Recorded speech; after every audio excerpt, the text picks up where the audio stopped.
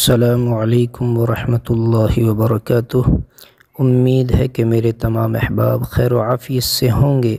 میرے عزیز و پیارے بھائیوں، میں آپ حضرات کو سورہ فاتحہ کی کچھ فضائل، کچھ خواص اور کچھ عمل بتلانے جا رہا ہوں، انشاءاللہ زندگی میں کام آئیں گے۔ دیکھیے، سورہ فاتحہ 111 بار پڑھ کر بیڑی ہتھکڑی پر دم کرنے سے قیدی جلد رہائی پائے گا۔ آخر شب میں 41 بار پڑھنے سے بے مشقت روزی ملے گی۔ 2 عمل ہو گئے۔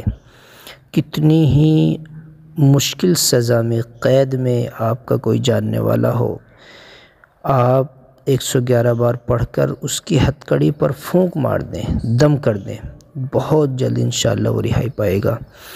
آپ پریشانی میں مبتلا ہیں، روزی کی تنگی ہے، تو آپ آخر شب میں، رات کے آخری حصے میں 41 بار پڑھیں، انشاءاللہ روزی بے مشقت ملے گی۔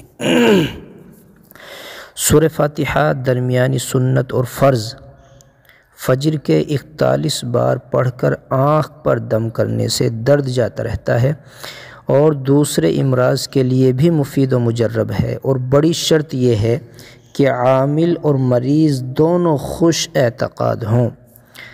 اپنے رومال وغیرہ کے کونے پر سورہ فاتحہ اور سورہ اخلاص اور سورۃ التین اور قل یا ایھا الکافرون ہر سورہ 3 بار اور سورہ طارق 1 بار اور سورہ والضحیٰ 3 بار پڑھ کر اس میں گرہ لگائیں، انشاءاللہ چور نہ جانے پائے گا۔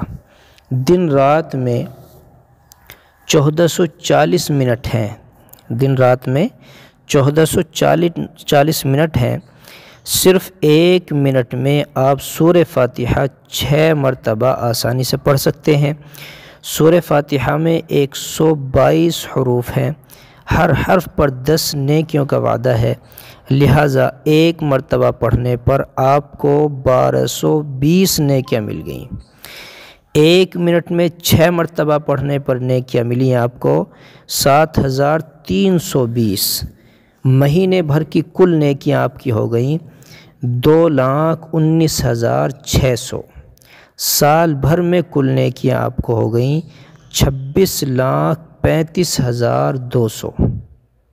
تو سورہ فاتحہ کے کچھ خواص میں نے آپ کے سامنے ذکر کیے ہیں، اس پر عمل کریں، انشاءاللہ فائدہ ہوگا۔